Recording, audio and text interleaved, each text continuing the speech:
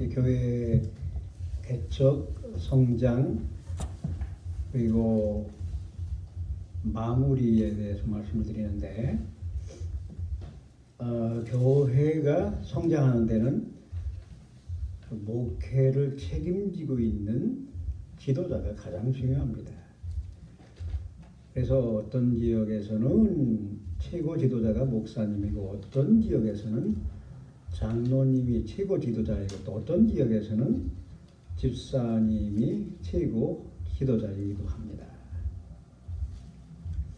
그래서 우리가 세상적인 지도력과 영적인 세계에서 영적인 지도력이 같지 않다는 걸 알아야 돼요. 그래서 징기스칸이 세계에서는 제일 넓은 땅을 차지했습니다. 지구로 말하면 그 넓은 몽고, 러시아 일부, 중국 전체, 인도, 유럽 동쪽을 다 차지했고요. 심지어는 이제 이집트까지 쳐내려 가려고 이라크를 다 부셔버렸는데, 거기에서 본부에서 징기스칸이 그만 돌아와라 중단하는 바람에 다 포기하고 돌아온 거예요. 사실은 징기스칸이 우리 홍씨를 통하여서 몽고의 총사령관이 홍씨였었어요. 이제 우리 한국말로는 홍두깨라고 그러는데 홍덕이라는 사람이었어요.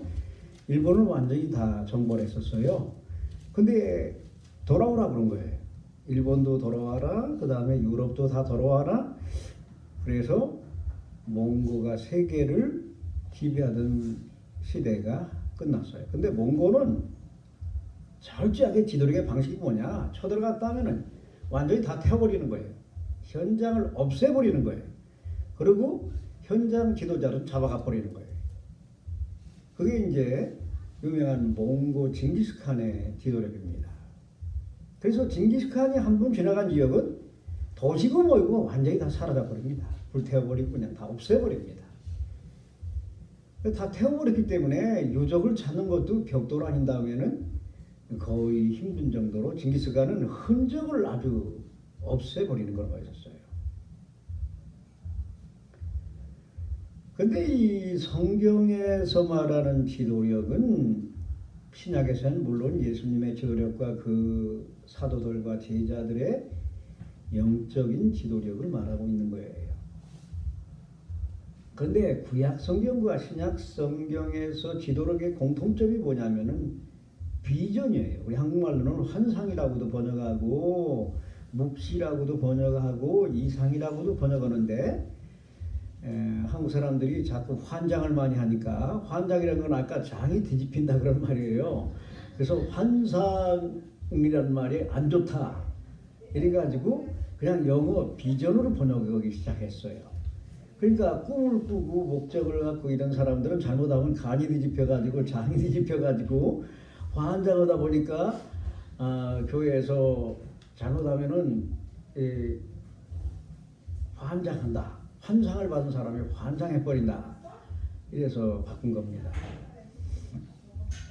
근데 구약과 신약에서 영적인 지도자의 공통점은 성령이 주는 환상을 보는 거예요. 그래서 요엘서 2장이나 사도행전 2장에서도 성령이 오시면은 남자와 여자, 어린애들, 할머니, 할아버지, 모든 그 종족, 모든 사람에게 환상이 만다 이렇게 말한 거예요. 이 한국말로는 꿈으로도 번역할 수 있는데 환상이 꼭 꿈하고는 같은 말이 아니에요. 이 환상이란 말은 영화에서 보는 것처럼 생생하게 모든 걸 다 보는 걸 말하는 거예요. 하나님이 아주 생생하게 다 보여줬기 때문에 그것은 그대로 다 이루어지는 거예요. 그래서 하늘에서 보여준 이 환상 굉장히 중요한 겁니다. 예수님도 이걸 보고 저 갈릴리에 가서 사역을 시작하셨고, 사도 바울도 아주 공부를 많이 하고 예수 믿는 사람들 원수노다고 잡아 죽이고 이렇게 하다가 다메섹 도상에서 환상을 보고 나서 변화가 일어난 거예요. 이건 지금 현재 선교 현장은 한국뿐 아니라 중국, 세계 어디에서나 동일하게 일어나고 있는 거예요. 근데 디모데후서 3장에 보면은 한 15가지 그 지도자의 영적인 지도자의 특징이 나타납니다. 그래서 첫 번째 영적인 지도자의 특징이 뭐냐? 첫 번째가 비전입니다. 환상을 보는 겁니다.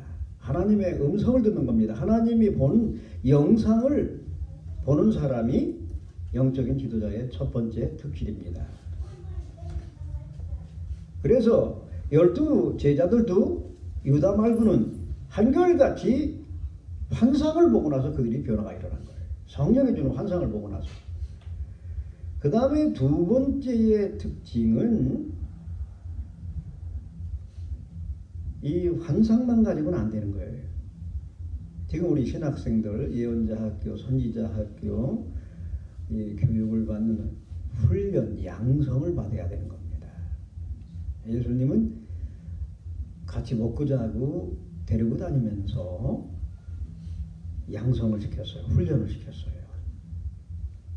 3년 6개월 동안 같이 먹고 자고 좋은 일, 나쁜 일, 기적도 일어나고 패배도 하고 귀신이 나가지 않아가지고 예수님이 내쫓아 주기도 하고 풍랑과 자연을 정복하는 그런 모습도 보여주고 또 세 제자 데리고 가서 저 헐몬산에서 하늘나라의 모든 세계를 다 보여주기도 하고 이런 실제적인 훈련, 양성 과정이 필요하다는 말이에요.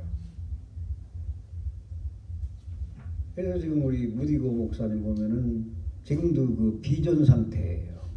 근데 더 양성을 원래는 받아야 돼요. 지금 환상 속에 있기 때문에 지금 훈련을 통해서 잘 더 다듬어지고 정리가 돼야 합니다. 세 번째 특징은 지혜가 필요합니다. 사도행전 6장에도 보면은 그 일곱 집사들을 뽑을 때 일곱 집사가 실제적으로 오늘날 말하는 목사하고 똑같은 사람들이에요. 지혜가 충만했다는 거예요. 은혜, 성령, 지혜가 근데 거기서는 핵심이 지혜가 충만했다는 거예요. 이제 세계를 지배했던 그리스파, 그리스 철학이라든가 그리스 문화를 강조하는 그리스파와 아주 전통적으로 저 산 목자로부터 탄생한 이 히브리 문화파와 그리스 문화파가 싸우는 거예요. 교회 안에서도. 여기도 한국에서 건너온 한국파와 미국에서 하는 미국파가 갈등과 충돌이 있는 것과 똑같았어요. 그때는 지혜가 필요한 거예요. 근데 일곱 집사를 보세요. 이름이 전부 다 히브리 이스라엘 이름입니까? 그리스 헬라 이름입니까? 집사들 7명이 그 스데만 히브리 이름이 아니에요. 전부 다 헬라 이름을 갖고 있는 거예요. 일곱 집사가 전부 다. 그거는 여기 미국 건너오면 전부 다 영어 이름으로 바뀌잖아요. 그래서 권영호 집사님 같은 경우도 지금 뭐 영어가 하나 이렇게 있는 것 같아요. 앞에 뭐가 붙어야 돼요. 여기 우리 지금 부수장님은 닥터라고 첫 이름을 줬다고 그러는데 대개 이제 성경에 나오는 이름을 많이 짓습니다. 헨나라든가 그 다음에 여자 같은 경우에 남자 같은 경우에요. 피터니 폴이니 제임스니 이렇게. 그 다음에 이제 네 번째는 결단력이 필요하다는 거예요. 사도 바울도 결단을 내렸잖아요. 베드로도 결단을 내렸잖아요. 완전히 결단을 내린 데가 필요해요. 사도 바울은 머리를 박박 깎은 적이 있어요. 정처럼 머리를 아주 완전히 깎은 적이 있거든요. 결단을 말하는 거예요. 벤그리에 가서 왜 머리를 깎았는지는 잘 얘기 안 하는데 우리가 볼 때 결단을 한 거예요. 그 다음에 다섯 번째로는 용기가 필요해요. 용기. 대담해져야 됩니다. 담대해져야 돼요. 용기가 필요한 거예요. 특히나 전도자들, 목사들은 용기가 필요합니다. 우유부단한 게 아니라 예수를 위해서는 목숨을 내놓고 순교까지 가고야 되는 용기가 필요한 거예요. 그 다음에는 겸손한 거예요. 예수님이 우리들에게 모델을 보여준 거는 겸손으로 사랑을 실천하는 겸손을 보여줬어요. 예수님이 가장 특징이 겸손한 겁니다. 사도 바울이 그렇게 성격이 불같아도요 겸손한 게 특징입니다. 그 다음에 이제 8번째 특징은 좀 유머가 있어야 된다. 이게 위트가 있어야 돼요. 우리 한성규 박사님 강의 들어보니까 상당히 위트가 있죠. 예? 우리가 잘 몰랐던 그 간단한 말인데도 사실 거꾸로 된 게 많다고 말이에요.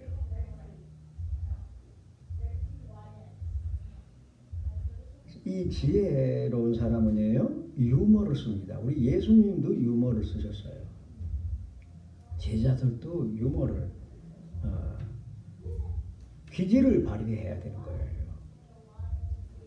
예를 들어서 사도 바울이 광주리 타고 도망가는 거 한번 생각해 봐요.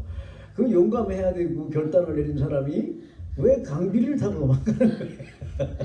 그거는 이게 그 기지에 해당하는 거예요. 어떻게 보면 참 유머스럽지요. 에? 그렇게 대담하고 뭐 하던 사람이 광주리를 타고 왜 도망가요? 광주리를 타고.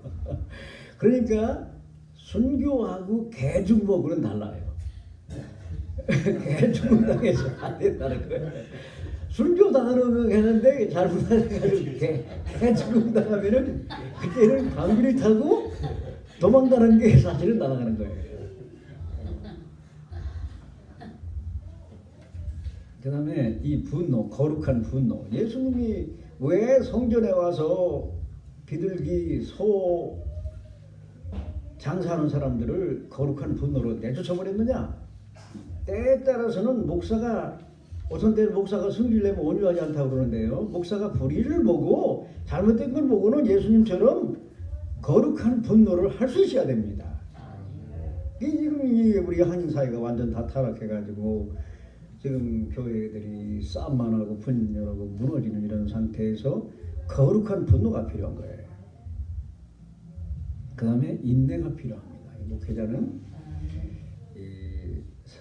그 사랑장 고린도서 13장에서 가장 중요한 게 참으며 견디며, 이 사랑은 참고 견디는 거라는 거예요. 끝까지 견디는 거예요. 아멘. 아멘.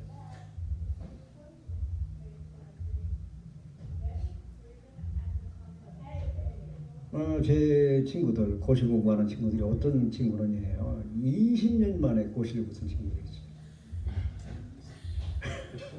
다른 애들 다 자식 나가지고 이제 대학 갈 나이인데 그때까지도 공부하다 한 20년 만에 붙은 사람도 있어요. 어떤 사람은 70살에 붙은 사람도 있어요. 다 인생 끝날 무렵에. 이제 그 다음 특징은 우정이에요. 친구가 우리 한문에서 사소경에서도 부모유시, 친구에게 의를 지키는 거 있잖아.